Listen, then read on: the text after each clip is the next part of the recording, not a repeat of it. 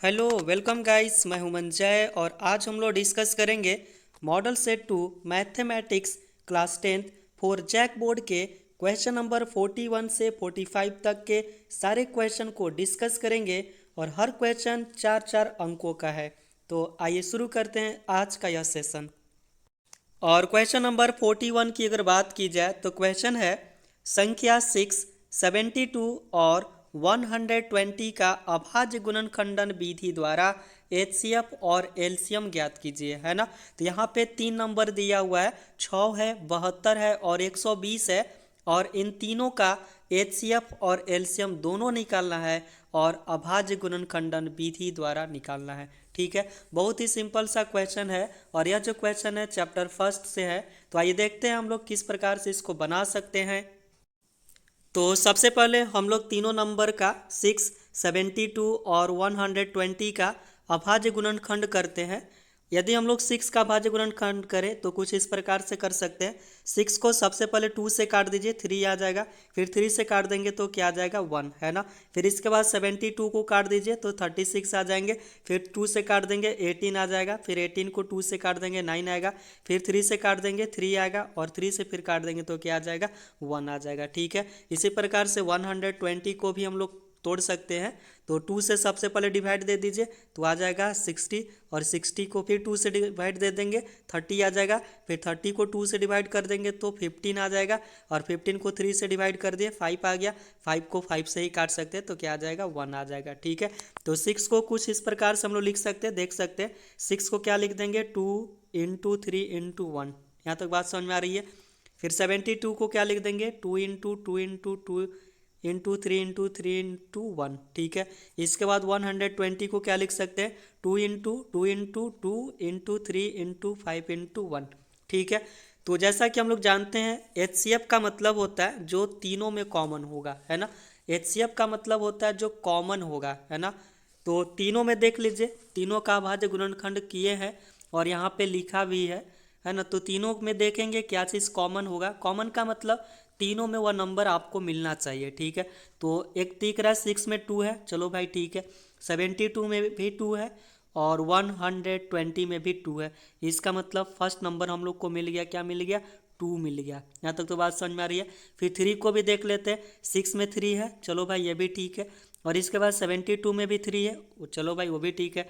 फिर इसके बाद 120 में भी 2 है। ठीक है, तो यहाँ पे हम लोग देख सकते हैं दो नंबर, दो संख्या ऐसी हैं जो तीनों में मैच कर रहा है। तो इसका मतलब क्या क्या मिल रहा है, हम लोग को 2 मिल रहा है और 3 मिल रहा है और इसके बाद 1 मिल रहा है। ठीक है, तो एचसीएफ हो जाएगा, क्या हो जाएगा, 2 into 3 into 1 is equal to कितना आ जाएगा, 2 3 जा 6। बात समझ में आ रही है। एचसीएफ का मतलब होता है जो तीनों में मिलेगा और जो नहीं मिलेगा उसको छोड़ देंगे। बात समझ में आ रहा है, जो नहीं मिल रहा है वह मेरा एचसीएफ में नहीं होगा, जो मिलेगा वह एचसीएफ में होगा। ठीक है, और यदि हम लोग एलसीएम की अगर बात करते हैं तो एलसीएम में क्या होता है, तो सबसे पहले जो हम लोगों को कॉमन मिला है सबसे पहले उसको लिख दीजिए, ज़्यादा आसानी से सॉल्व हो जाएगा इस प्रकार से। तो हम लोगों को क्या मिला है तीनों में, तो तीनों में जो कॉमन मिला है 2 मिला है और 3 मिला है। यहाँ तक बात समझ में आ रही है, तो 2 इंटू 3 लिख दिए, है ना। फिर इसके बाद क्या करेंगे, और सबसे पहले तो तीनों में मिलाकर देखेंगे, जो मिलेगा उसको हम लोग क्या करेंगे, लिख लेंगे। तो 2 मिला, ठीक है।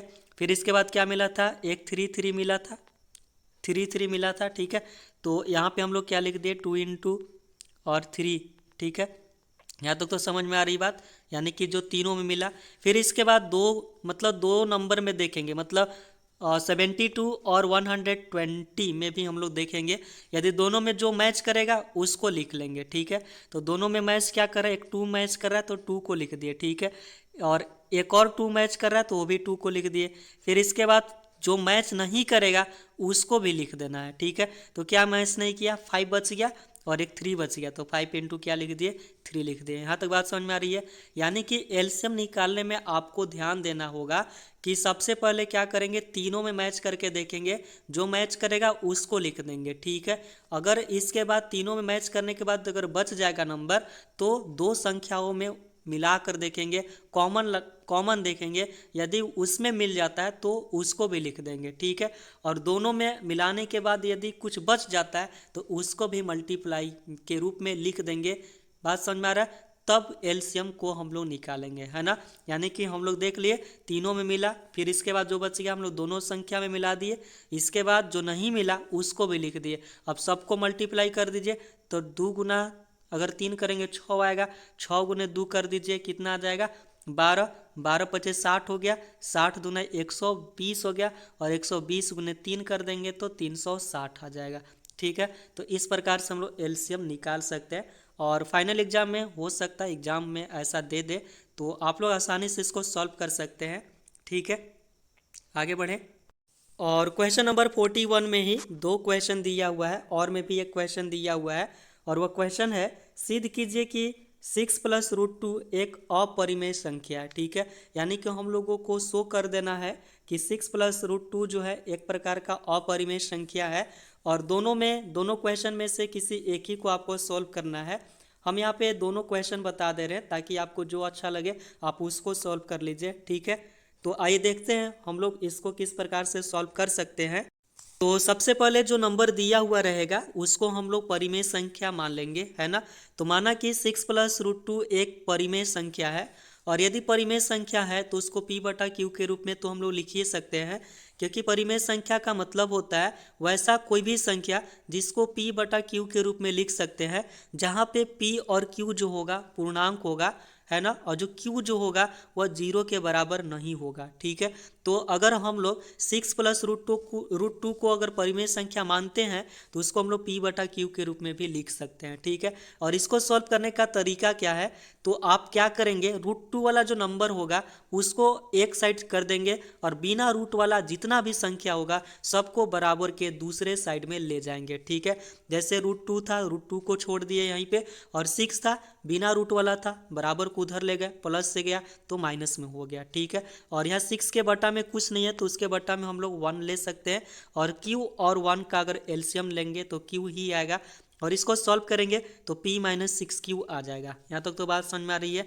पूर्णांक का मतलब होता है ना, पूर्णांक का मतलब एक प्रकार का परिमेय संख्या, जैसे अगर 3 पूर्णांक ले लिए, ठीक है, तो 3 क्या है, एक प्रकार का परिमेय संख्या है, और p और q क्या चीज़ है, पूर्णांक है। इसका मतलब कि p - 6q/q एक प्रकार का क्या है, परिमेय संख्या है। यहाँ तक तो बात समझ में आ रही है।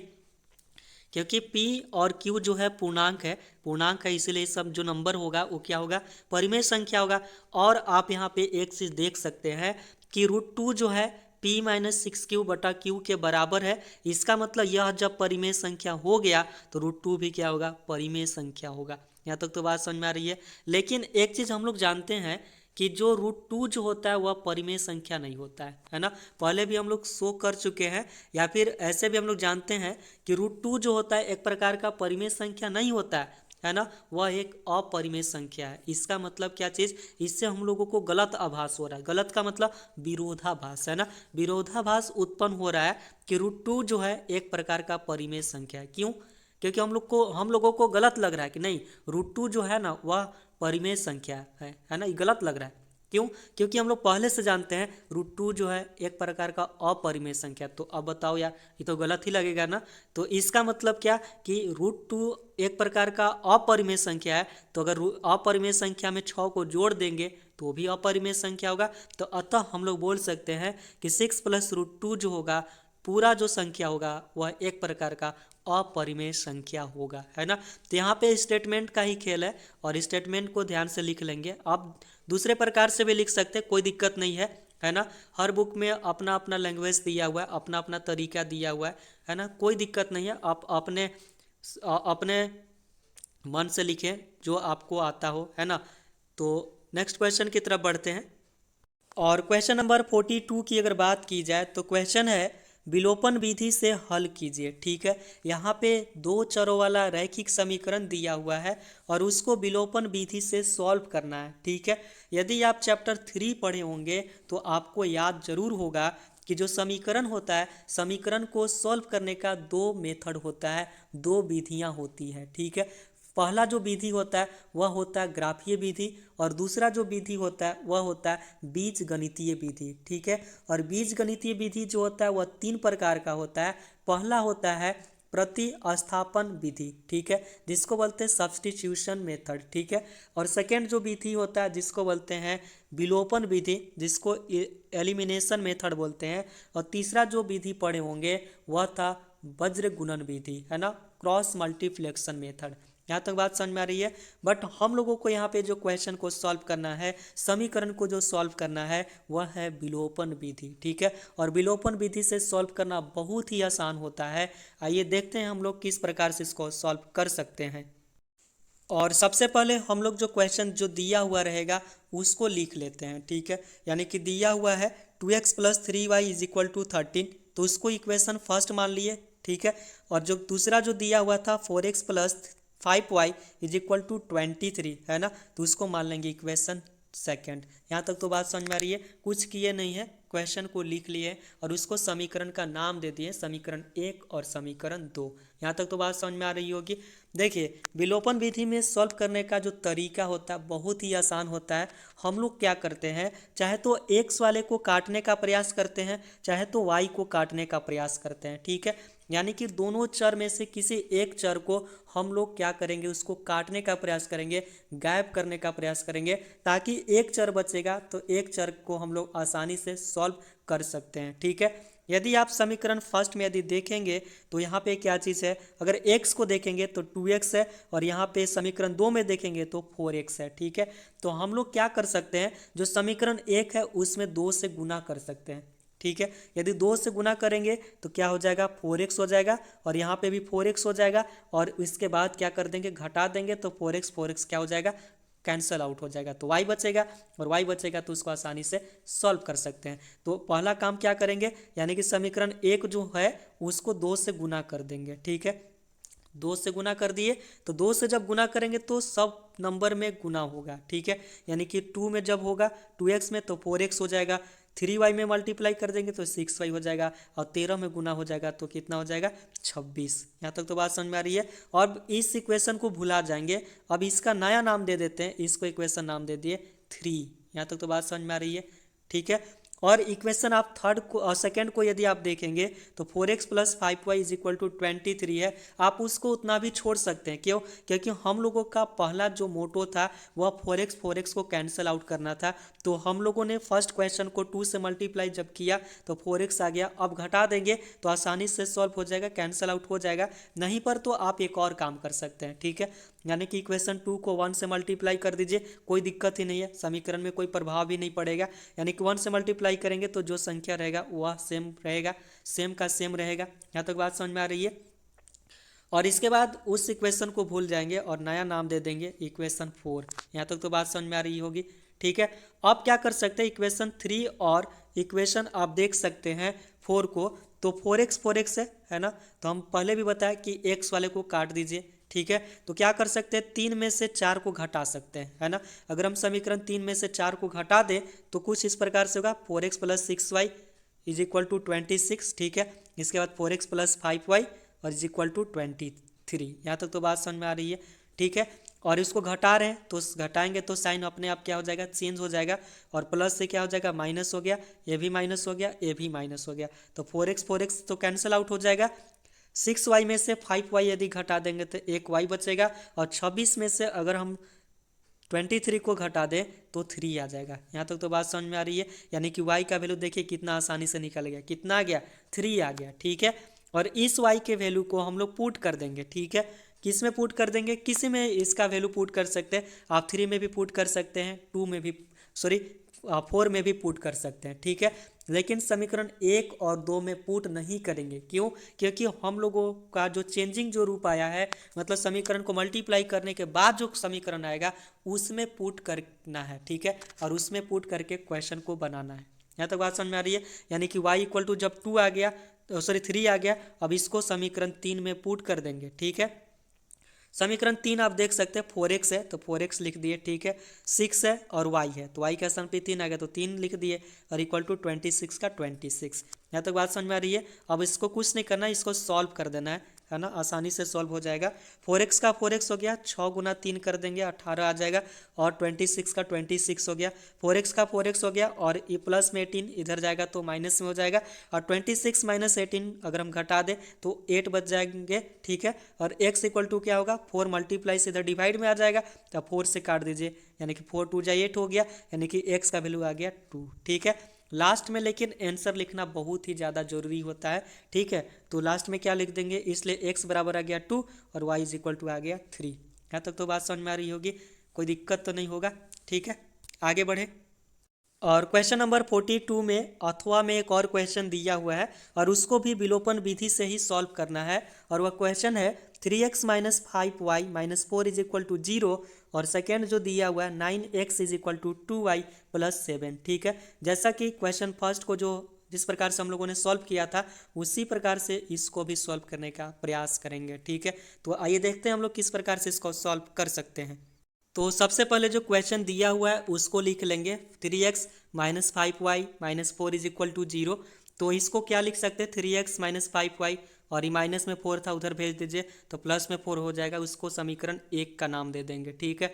दूसरा जो समीकरण दिया हुआ था 9x is equal to 2y plus 7, है ना, तो इसको इधर ले आएंगे y को, तो 9x minus 2y is equal to हो जाएगा 7। यहाँ तक बात समझ में आ रही है। आपको पहले भी बताए थे कि क्या करेंगे, जो x वाला है x वाला को बराबर करने की कोशिश करेंगे। समीकरण 1 में यदि देखा जाए तो 3x है, समीकरण 2 में 9x है, यानी कि समीकरण 1 में हम 3 से मल्टीप्लाई कर देंगे तो 9x आ जाएगा, बराबर हो जाएगा। यहाँ तक तो बात समझ में आ रही है। तो समीकरण 1 को 3 से मल्टीप्लाई कर देंगे, ठीक है। तो 3 से मल्टीप्लाई कर दिए तो 3 गुने 3 करेंगे 9x आ जाएगा, ठीक है। माइनस 3 गुने 5 करेंगे 15y आ गया, और 4 से 3 में मल्टीप्लाई कर देंगे तो 12 आ जाएगा, ठीक है। और क्या करते हैं हम लोग, समीकरण का नाम ही चेंज कर देते हैं, फिर समीकरण इसका नाम दे देंगे 3। यहाँ तक तो बात समझ में आ रही होगी, किसी प्रकार की कोई दिक्कत नहीं ना। देखिए, और इसको इसके बाद हम लोग क्या कर सकते हैं, जो समीकरण 2 है ना, समीकरण 2 के बराबर तो आ ही गया 9x। आप चाहे तो इसको 1 से मल्टीप्लाई कर सकते हैं, जैसे कि फर्स्ट में बताया है ना, लेकिन आप इसको इस प्रकार से भी सॉल्व कर सकते हैं। इसको मल्टीप्लाई नहीं करेंगे तो वो जो बराबर था वो बराबर तो आ ही गया है, तो उसको उससे हम छोड़ देंगे, ठीक है। और क्या करेंगे, समीकरण 3 और समीकरण 2 को ही देखेंगे। तो क्या कर सकते हैं, समीकरण 3 में अगर 2 को घटा दें, समीकरण 3 आ गया, समीकरण 3 में 2 को घटा देंगे तो 9x कट जाएगा। तो समीकरण 3 हमारे पास ये है 9x माइनस 15y, ठीक है, इज इक्वल टू 12। यहाँ तक तो बात समझ में आ रहा है। फिर उसको घटा दीजिए समीकरण 2 को, तो 9x है माइनस 2y है, और बराबर कितना है 7, ठीक है। अब सॉल्व कर दीजिए इसको। जैसा कि देख सकते हैं 9x में से 9x घटा दीजिए, क्या हो जाएगा, कैंसिल आउट हो जाएगा। यानी कि साइन क्या होता है, चेंज होता है, ठीक ना। माइनस से मल्टीप्लाई करेंगे, 9x प्लस में था तो माइनस में हुआ, बट 2y जो था वो माइनस में, माइनस से क्या हो जाएगा, ये प्लस में, और 7 तो प्लस में था माइनस में रहेगा। 15y, देखिए माइनस 15y है, और इसके बाद प्लस 2y है, घटा देंगे तो माइनस 13y आएगा, और 12 में से 7 घटा देंगे आ जाएगा 5। यहाँ तक तो बात समझ में आ रही है। तो y इज इक्वल टू आ गया 5 बटा, और माइनस में 13 है, और इधर जाएगा तो क्या हो जाएगा, वह बटा में चला जाएगा, क्योंकि माइनस 13y जो है वो माइनस 13 गुना में है, तो इधर आ जाएगा तो भाग में हो जाएगा। यहाँ तक बात समझ में आ रही है। और y का वैल्यू को हम लोग क्या कर देते हैं, समीकरण 3 में पुट कर देते हैं। तो समीकरण 3 को देखा जाए तो 9x है, 9x छोड़ दिए, माइनस 15 था उसको लिख दिए, और y का स्थान पे कितना पुट कर देंगे, तो माइनस 5/13, या 5/-13 इक्वल क्या हो जाएगा, 12। यहाँ तक तो बात समझ में आ रही है। फिर इसको सॉल्व कर देंगे, सॉल्व कैसे करना है वो आप पहले से ही जानते हैं। तो 9x का 9x हो गया, माइनस गुना माइनस कर देंगे प्लस आ जाएगा, 15 गुने 5 कर दीजिए, 15 पचे 75 बटा 13 बराबर में 12। यहाँ तक तो बात समझ में आ रही होगी, ठीक है। 9x का 9x हो गया, और यह 75/13 प्लस में था, बराबर को उस साइड भेज दीजिए, माइनस में हो जाएगा, तो 12 माइनस ये संख्या हो जाएगा, और बटा में 1 ले लेंगे 12 का, ठीक है। तो 1 और 13 का एलसीएम ले लेंगे तो कितना आएगा, 13 आएगा, और 13 गुने 12 कर देंगे तो 156 आ जाएगा, माइनस हो जाएगा 75। यहाँ तक तो बात समझ में आ रही है। तो 9x का 9x हो गया, और उसको घटा देंगे तो कितना 81/13 आ जाएगा, ठीक है। और इस जो 9x है, 9x में से हम लोग 9 को भी उधर भेज देंगे, तो 9x यहाँ मल्टीप्लाई में है, गुना में है, इधर आएगा तो भाग में हो जाएगा, ठीक है। तो 9 से इसको काट दीजिए तो 9 9 कितना हो गया, 81। यहाँ तक तो बात समझ में आ रही होगी। तो और ये कितना बच गया, 9/13 बच गया। ठीक है, तो x का वैल्यू हम लोग को पता चल गया 9/13, और y का वैल्यू हम लोग पहले ही निकाल चुके थे, है ना। कितना था यहाँ देख सकते हैं, है ना, -5/13। तो x इक्वल टू और y इक्वल टू वैल्यू आ गया, यह हो गया आंसर। ठीक है, यदि क्वेश्चन बनाने में यदि आपको डाउट होता है ना, कहीं कहीं क्वेश्चन बनाने में प्रॉब्लम होता है, तो आप लोग मेरे को कमेंट कर सकते हैं। ठीक है, और क्वेश्चन नंबर 43 की अगर बात की जाए तो क्वेश्चन है, उस बिंदु के निर्देशांक ज्ञात कीजिए जो बिंदुओं 4, -3 और 8, 5 को जोड़ने वाले रेखाखंड को आंतरिक रूप से 3:1 में विभाजित करता है। ठीक है, यानी कि हमारे पास मान लेते हैं कि एक रेखाखंड है, ठीक है, और इसका नाम दे देते हैं ए और इसका नाम दे दिए बी। अगर इसको 3:1, तो यहाँ से मान लेते हैं अगर 3 है, ठीक है, और ई 1 है, और यहाँ पे अगर जो बिंदु जो इसको विभाजित कर रहा है 3:1 में, और इसी जो बिंदु होगा इसी का हमको निर्देशांक निकालना है। ठीक है, बहुत ही सिंपल सा क्वेश्चन है दोस्तों, है ना। और यह जो क्वेश्चन है चैप्टर 7 से है, कोऑर्डिनेट ज्योमेट्री से है। ठीक है, तो आइए देखते हैं हम लोग इसको किस प्रकार से सॉल्व कर सकते हैं। तो सबसे पहले हम लोग उस बिंदु का निर्देशांक मान लेंगे जिसका हम लोगों को निकालना है। ठीक है, तो मान लेते हैं वह बिंदु P है जिसका निर्देशांक x, y है। यहाँ तक तो बात समझ में आ रही है। जो बिंदुओं A 4, -3 और B 8, 5 को मिलाने वाले रेखाखंड को आंतरिक रूप से 3 और 1 के अनुपात में विभाजित करता है। ठीक है, जैसा कि यहाँ पे फिगर में भी देख सकते हैं A है और B है। ठीक है, और इन दोनों को मिलाने वाला रेखाखंड है AB, और AB को देख सकते हैं P पॉइंट जिसका निर्देशांक x, y माने है, वह 3 और 1 के अनुपात में विभाजित कर रहा है। ठीक है, तो एक फार्मूला पढ़े थे हम लोग चैप्टर 7 में जो होता है विभाजन फार्मूला। ठीक है, विभाजन सूत्र से हम लोग जानते हैं उस बिंदु का निर्देशांक किस प्रकार से निकाला जाता है। तो x का निर्देशांक और y का निर्देशांक निकालने के लिए फार्मूला होता है m1x2 + m2x1 by m1 + m2। ठीक है, उसी प्रकार से y का निर्देशांक निकालने के लिए होता है m1y2 + m2y1 बटा में होता है m1 + m2। यहाँ तक बात समझ में आ रही है। जैसा कि आप इस फिगर से हम लोग लिख सकते हैं, है ना, x1 का वैल्यू हो गया यह, और y1 का वैल्यू हो गया यह। ठीक है, और x2 का वैल्यू हो गया 8 और y2 का वैल्यू क्या हो जाएगा 5, और यह हो जाएगा m1 और ये हो जाएगा m2। ठीक है, तो यहाँ से वैल्यू देख सकते हैं x1 बराबर 4 आ जाएगा, x2 बराबर 8 आ जाएगा, y1 बराबर -3 आएगा, y2 बराबर 5 आएगा, m1 3 होगा और m2 हो जाएगा 1, है ना। इसको लिख लेने से आपको फ़ायदा क्या होगा कि बहुत ही आसानी से इसको आप सॉल्व कर सकते हैं, है ना। अब क्या करेंगे कि जितना भी वैल्यू है सबको इस फार्मूला में पुट कर देंगे और इसको सॉल्व कर देंगे। ठीक है, तो फार्मूला देख सकते हैं m1 है। ठीक है, m1 का वैल्यू कितना है 3, और इसके बाद है x2 कितना है 8, यानी कि 3 × 8 हो जाएगा। फिर होता है प्लस में m2x1, तो m2 1 है और x1 है 4, यानी कि 1 × 4 बटा में होता है m1 + m2, तो 3 + 1 हो जाएगा। तो उसी प्रकार से आप y वाला का भी पुट कर सकते हैं। तो 3 × क्या हो जाएगा 5 हो जाएगा, और 1 × क्या हो जाएगा -1, और बटा में हो जाएगा 3 + 1। यहाँ तक समझ में आ रही है बात। तो 3 × 8 = 24 हो गया, 4 × 4 हो गया, 24 + 4 बटा 4 हो जाएगा 24। ठीक है, और इसमें क्या होगा 3 × 5 = 15, -3 × 1 करेंगे -3 बटा में 4। ठीक है, 24 और 4 हो गया 28, 28 बटा 4, और 15 में से 3 घटा देंगे तो 12, 12 बटा 4। ठीक है, 4 से इसको काट देंगे, 4 से 28 कट जाएगा, 4 से काट देंगे 4 × 12। यहाँ तक तो बात समझ में आ रही होगी, है ना। फिर इसको क्या कर देंगे तो लिख दीजिए, तो कितना आ गया, एक आ गया 7, एक आ गया 3, यानी कि वह जो बिंदु होगा P जो बिंदु होगा उसका जो निर्देशांक होगा 7,3 होगा। यहाँ तक तो बात समझ में आ रही है। आगे बढ़े, और 43 में एक और क्वेश्चन दिया हुआ है ना, और में क्वेश्चन दिया हुआ है, और क्वेश्चन है k का मान ज्ञात कीजिए ताकि तीनों बिंदु जो होगा वह संरेखी होगा। ठीक है, और यहाँ पे बिंदु दिया हुआ है 7, -2, 5, 1 और 3, k, है ना। यानी कि k का हम लोग कौन सा ऐसा वैल्यू निकाल देंगे कि तीनों जो बिंदु है वह संरेखी होगा। संरेखी का मतलब होता है कि अगर कोई भी त्रिभुज है, त्रिभुज के अगर क्षेत्रफल जो है वह अगर 0 आ जाएगा तो इसका मतलब वह संरेखी होगा, है ना।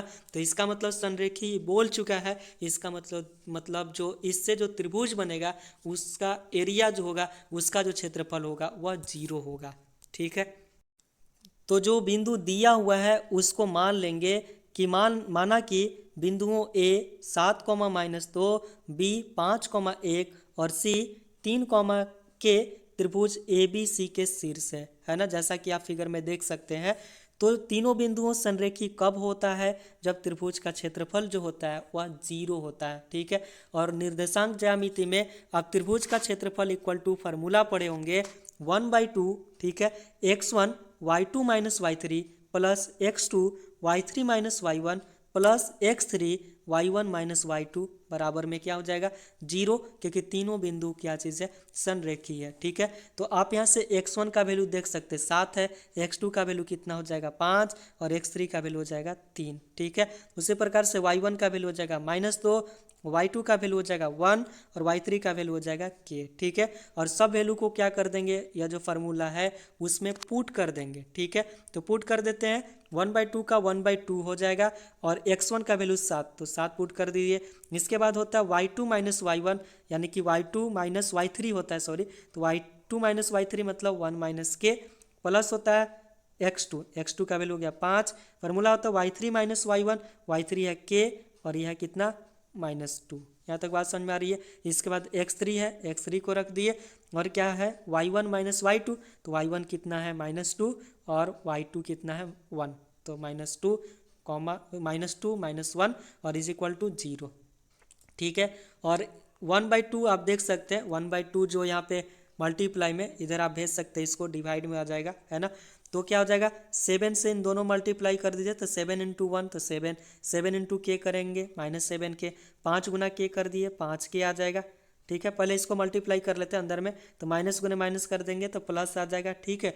और 3 का 3 हो गया, -2, -2 -1 तो -3 आ जाएगा, ठीक है। और इधर क्या हो जाएगा 0 × 2, तो 0 × 2 मतलब क्या आएगा 0 आएगा, ठीक है। और इसी को आप सॉल्व कर देंगे, आगे बढ़ा देंगे थोड़ा सा, 7 का 7 हो जाएगा और मल्टीप्लाई कर देंगे अंदर, तो k में मल्टीप्लाई करेंगे तो -7 के आ जाएगा, ठीक है। 5 से मल्टीप्लाई कर दीजिए, तो 5 गुना k कर दिए 5 के, 5 गुने 2 कर देंगे 10 और 3 गुना -3 -9 इज इक्वल टू 0, ठीक है।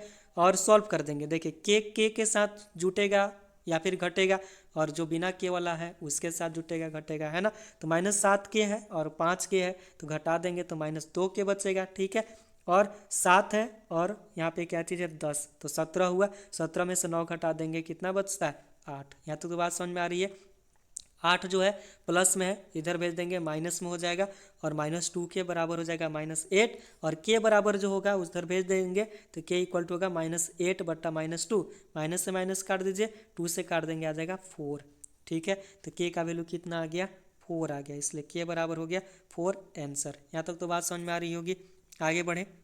और क्वेश्चन नंबर 44 जो है यह कंस्ट्रक्शन से है, यानी कि रचना चैप्टर से है, चैप्टर नंबर 11 से है।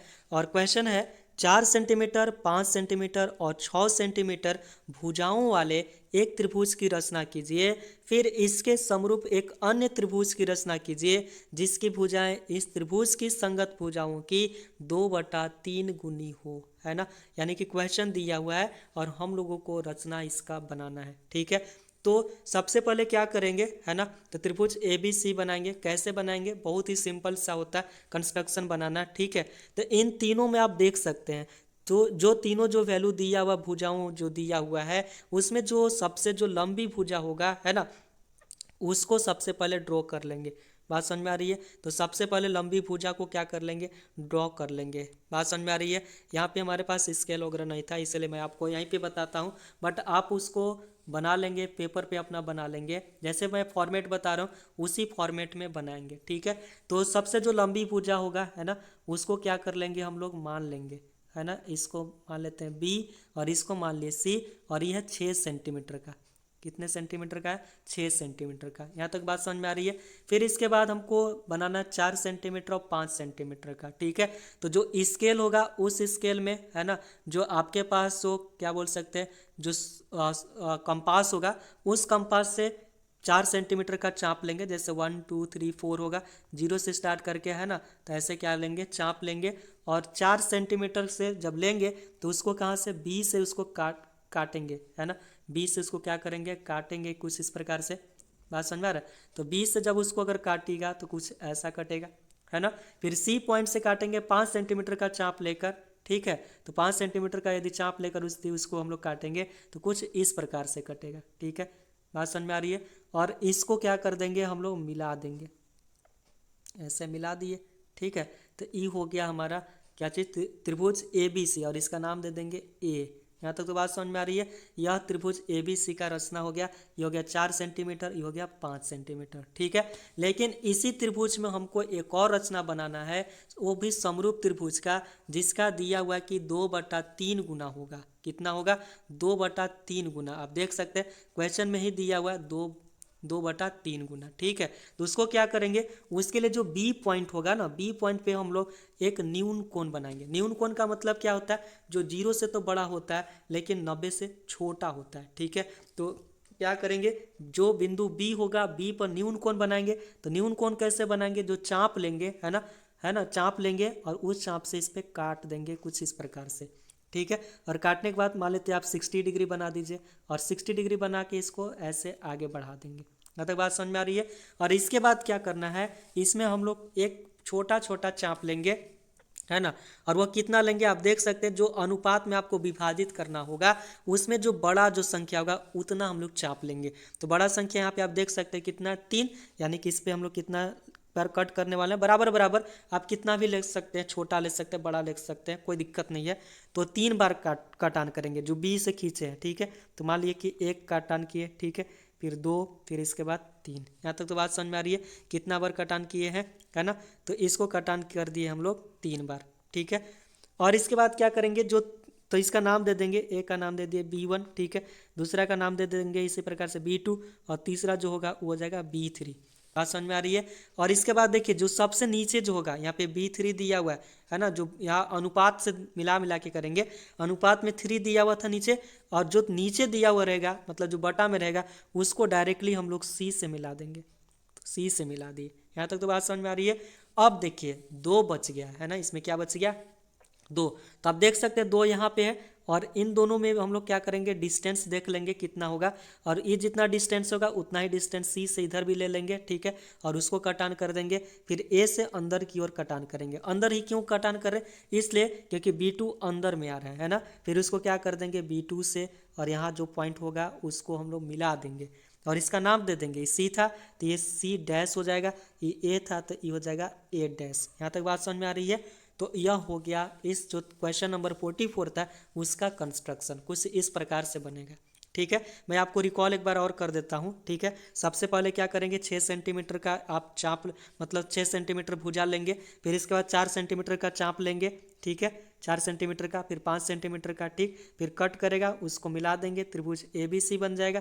ये B और ये C मान लेंगे, ये हो जाएगा A, ठीक है। B पर न्यून कोण बना देंगे, ठीक है, चाप लेकर, और उसको बराबर बराबर जितना यहाँ बट्टा में रहेगा उसको काट देंगे। 1 2 3 था, और जो सबसे नीचे रहा इसका नाम दे देंगे B1 B2 B3 दे देंगे, इस प्रकार से नाम दे देंगे, ठीक है। और इसके बाद जो बट्टा में रहेगा उसको C से डायरेक्टली मिला देना है, ठीक है। और जो इसके बाद ऊपर रहेगा उसमें उसको देख लेंगे कितना डिस्टेंस आएगा मिलाने के बाद, और उतना ही अंदर काटेंगे क्योंकि अंदर में आ रहा है, और फिर उस सबको एक दूसरे से मिला देंगे। तो ये हो जाएगा A डैश और ये हो जाएगा C डैश, ठीक है। और क्वेश्चन नंबर 44 में ही एक और क्वेश्चन था, और में जो दिया हुआ था, है ना। यहाँ पे भी रचना से ही क्वेश्चन है, कर रहा है कि एक त्रिभुज ABC बनाइए, ठीक है, जिसमें BC बराबर 6 सेंटीमीटर और AB दे दिया है 5 सेंटीमीटर, और कोण दे दिया है ABC बराबर 60 डिग्री, ठीक है। फिर बोल रहा है कि फिर एक और त्रिभुज की रचना कीजिए जिसकी भुजाएं त्रिभुज ABC के संगत भुजाओं की 3/4 गुना हो, ठीक है। तो बहुत ही सिंपल सा है। BC बोला है 6 सेंटीमीटर, BC बना लेंगे सबसे पहले, है ना। कितना बनाएंगे, 6 सेंटीमीटर का, 6 सेंटीमीटर का BC बना लो भाई। तो ये हो गया B और ये हो गया C, 6 सेंटीमीटर, ठीक है। इसके बाद बोला कि AB कितना होना चाहिए, 5 सेंटीमीटर। लेकिन सबसे पहले हम लोग एंगल बनाएंगे, कितना बनाएंगे भाई, 60 डिग्री। तो B पर बना देंगे 60 डिग्री, इधर से चाप उठाएंगे, ऐसे करेंगे, एक बार कटान करेंगे तो 60 डिग्री बनता है। फिर इसको बढ़ा देंगे, ठीक है, लाइन को बढ़ा दिए, और बोला कि AB 5 सेंटीमीटर होना चाहिए। तो ये हो गया B, तो इधर ही कहीं A होगा, और 5 सेंटीमीटर का चाप लग के काट देंगे, ये हो जाएगा A, ठीक है।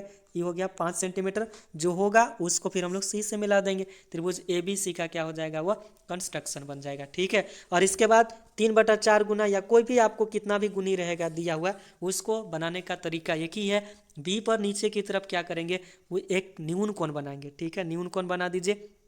ठीक है। और उसमें क्या कर देंगे हम लोग, जो बटा में जितना रहता है, जो सबसे जो बड़ा नंबर होता है उतना बार कटान कर देंगे। इसमें कटान कर देंगे, 4 है तो 4 बार कटान करेंगे बराबर बराबर, लेकिन ठीक है। तो ये हो जाएगा 1 2 3 और ये 4 ले लिए तो इसका नाम दे देंगे B1, ये हो जाएगा B2, ठीक है। और ये हो जाएगा B3, ठीक है। और ये हो जाएगा B4। यहाँ तक तो बात समझ में आ रही है। और जो सबसे नीचे होगा उसको मिला देंगे डायरेक्ट C से। और ऊपर में कितना बच रहा है 3, तो 3 आप देख सकते हैं यहाँ अंदर की तरफ आ रहा है। फिर वह चाप लेके स्केल से खींच देंगे बराबर डिस्टेंस में, चाप ले लेंगे पहले, काट लेंगे, ठीक है। और फिर इसको मिला देंगे A से, तो ये हो जाएगा C डैश और ये हो जाएगा A डैश, यानी कि यह इसका हो जाएगा कंस्ट्रक्शन। यदि हम लोग इसको बनाएंगे तो कुछ इस प्रकार से हम लोग का फिगर बनेगा।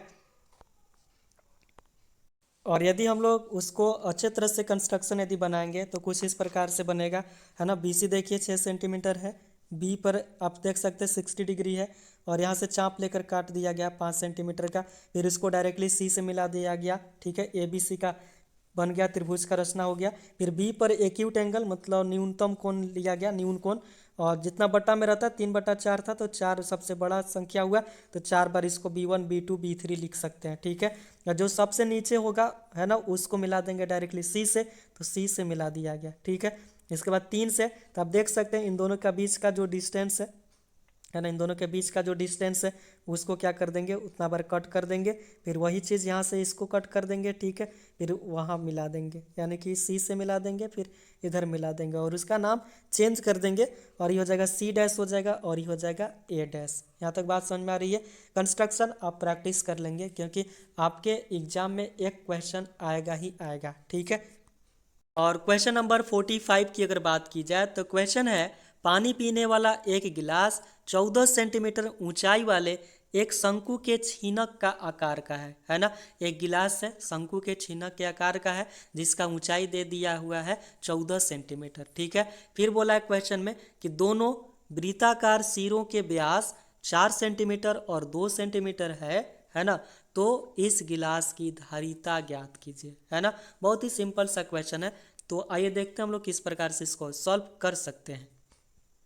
तो सबसे पहले जो क्वेश्चन में जो दिया हुआ है उसको लिख लेते हैं। दिया हुआ है शंकु के छीनक के आकार का जो गिलास है उसका ऊंचाई दिया हुआ है h बराबर 14 सेंटीमीटर, ठीक है। फिर इसके बाद दिया हुआ है जो दोनों जो सिरा था उसका व्यास दिया हुआ है क्वेश्चन में, यानी कि जो बड़ा जो वृत्ताकार जो सिरा है उसका व्यास है, तो उसको मान लेते हैं D1। और D1 इक्वल टू दिया हुआ था 4 सेंटीमीटर, इसलिए त्रिज्या निकाल देंगे, R1 बराबर हो जाएगा D1/2, है ना। त्रिज्या बराबर होता है व्यास बट्टा 2, ठीक है। तो 4 सेंटीमीटर बट्टा 2 हो जाएगा, तो आ जाएगा 2 सेंटीमीटर, यानी कि R1 का वैल्यू आ गया। और छोटा जो वृत्ताकार है आप देख सकते हैं, है ना। तो छोटा जो वृत्ताकार जो सिरा है उसका व्यास दिया हुआ था D2 इक्वल टू 2 सेंटीमीटर, तो त्रिज्या आ जाएगा R2 बराबर D2/2। इसका मतलब उसको काट देंगे 2 से, तो यानी कि आ जाएगा 1 सेंटीमीटर, ठीक है। यहाँ तक बात समझ में आ रही है, ठीक है। और इसके बाद हम लोग फार्मूला जानते हैं। धारिता का मतलब होता है उसका आयतन, ठीक है। तो आयतन निकाल देंगे। आयतन बराबर फार्मूला होता है 1/3 पाई h इंटू R1 का स्क्वायर प्लस R2 का square plus R1 into R2, ठीक है। तो 1/3 का 1/3 लिख दिए, और पाई का वैल्यू होता है 22/7, और इंटू एच का वैल्यू दिया हुआ था 14 सेंटीमीटर, ठीक है। उसको पुट कर दिए हैं। R1 अभी निकाले 2 सेंटीमीटर, तो 2 का स्क्वायर प्लस 1 का स्क्वायर, 2 गुना 1। यहाँ तक तो बात समझ में आ रही है। और इसके बाद सॉल्व कर देना। देखिए 7 से 14 काट देंगे तो 2 बार में कट जाएगा, 7 दूना 14, ठीक है। इसके बाद क्या हो जाएगा, ऊपर बच गया 2 गुना 22, तो 2 गुना 22 करेंगे आ जाएगा 44, 44/3, 2 का स्क्वायर कर दीजिएगा तो आ जाएगा क्या 4। यहाँ तक बात समझ में आ रही है। क्या आ जाएगा 4, 1 का स्क्वायर करेंगे 1 का 1 रहेगा, 2 गुना 1 करेंगे 2 का 2 रहेगा। बात समझ में आ रही है। 4 और 1 कितना होता है 5, और 5 और 2 कितना हो जाएगा 7, यानी कि 44 गुना 7/3। आप उसको गुना कर दीजिए, 4 7 28 हो गया, हासिल हो गया 2, 4 7 28 और 2 30, यानी कि 308 बटा हो जाएगा 3। यहाँ तक बात समझ में आ रही है। और धारिता मतलब आयतन है, अब आयतन का यहाँ पे लगा देंगे, उसका यूनिट सेंटीमीटर में था तो सेंटीमीटर क्यूब हो गया, है ना।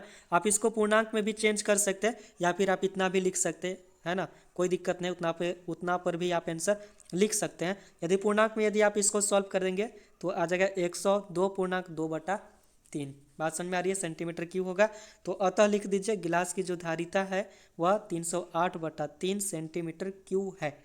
ठीक है, यहाँ तक तो कोई दिक्कत नहीं होना चाहिए। आगे बढ़ें।